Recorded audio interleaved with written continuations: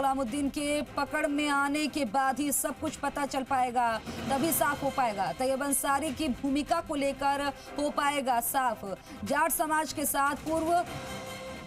के साथ ही सर्व समाज के पूरी तरह से लोग नाराज हैं और पूरी तरह आने के बाद बनी नई रणनीति के तहत विभिन्न मांगों को लेकर दिया जाएगा कलेक्टर को ज्ञापन।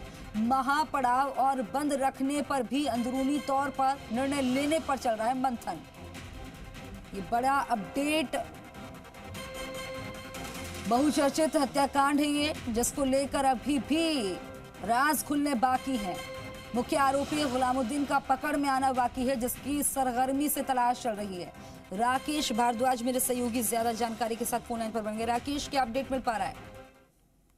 ये अनिता चौधरी हत्या का जो मामला है, आज 7वां दिन है उनके धरने को, जिस पर लगातार धरना देकर बैठे हैं। कल सर्वसम्मति बनाने का प्रयास किया गया था, क्योंकि परसों जिस तरीके से अल्टीमेटम दिया गया था कि अगर सर्व समाज या समाज साथ नहीं देगा तो पोस्टमार्टम के लिए परिजन तैयार हो जाएंगे। लेकिन जब कल समाज का सहयोग मिला तो परिजनों का थोड़ा हौसला बढ़ा और उन्होंने पोस्टमार्टम करवाने से एक बार फिर से इनकार कर दिया है। अब उनकी जो तमाम मांगे हैं, मुख्य रूप से पहली मांग यही है कि मुख्य आरोपी को गिरफ्तार किया जाए, हाईकोर्ट के रिटायर्ड जस्टिस से पूरे मामले की न्यायिक जांच हो, सीबीआई जांच सौंपी जाए, 1 करोड़ का मुआवजा दिया जाए और अन्य जितने भी आरोपी है उनकी भी जो है वो गिरफ्तारी की जाए। साथ में दोषी पुलिस अधिकारियों के खिलाफ जो है कार्रवाई करो।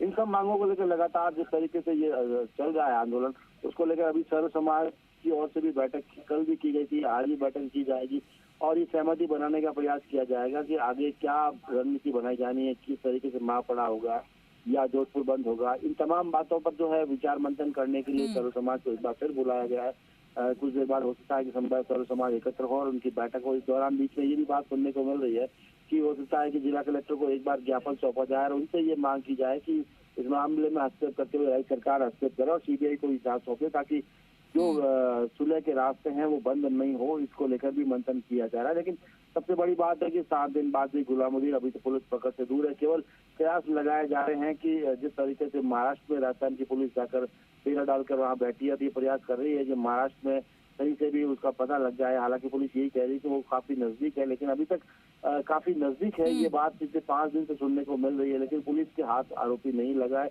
इस बीच में जो नामजद आरोपी था तैयब अंसारी, उसको लेकर पिछले 7 दिन से पुलिस बैठी थी, लेकिन जब दबाव बढ़ा पुलिस पर कल, तो उसके बाद पुलिस ने तैयब अंसारी के निवास पर भी सर्च किया, क्योंकि जब एफआईआर में उसका नाम शामिल किया गया तो ये लगातार जिस तरीके से पूछताछ चल रही थी तो उससे सर्च पहले भी किया जा सकता था। ऐसे में पुलिस की भूमिका पे भी अब जो है सवाल या निशान उठने शुरू हो गए, क्योंकि एक तरफ जहाँ गुलामुद्दीन पुलिस की पकड़ से दूर है, तो वही तैयब अंसारी से केवल 5 दिन तक पूछताछ हुई और कल जब दबाव बढ़ा तो कल जाके उसके घर पर निवास पर सर्च हुआ है। तो निश्चित रूप से कहीं न कहीं जो पुलिस की जो जांच की दिशा है उस पर भी सवाल उठ रहे हैं।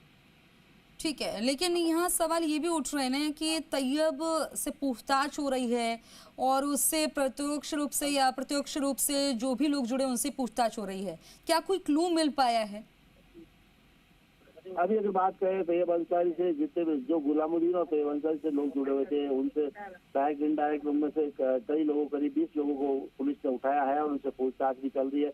पीछे 5 लोगों को छोड़ भी दिया था जमानत पर। अब आज कुछ 5 लोगों को और 151 में छोड़ने की तैयारी की जा रही है, क्योंकि उनका परोक्ष रूप से या अपरोक्ष रूप से कोई इसमें भूमिका सामने नहीं आई। तो ऐसे में लगातार पुलिस अलग अलग लोगों को डिटेन भी कर रही है। पूछताछ करने के बाद उनको अगर उनका रोल नहीं है तो उनको छोड़ भी रही है। इस बीच में कल जो है 3-4 जगह दबिश भी दी गई थी। इसके अलावा जो गुलामुद्दीन की दुकान है ड्राई क्लीनर की, वहाँ पर भी तलाशी ली गई है। गुलामुद्दीन के मकान पर एक बार फिर तलाशी ली गई है।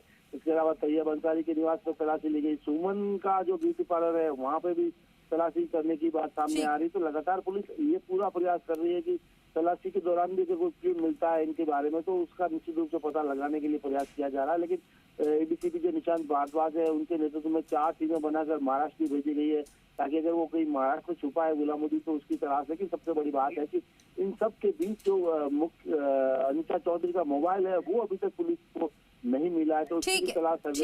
ठीक है, जानकारी साझा करने के लिए शुक्रिया आपका।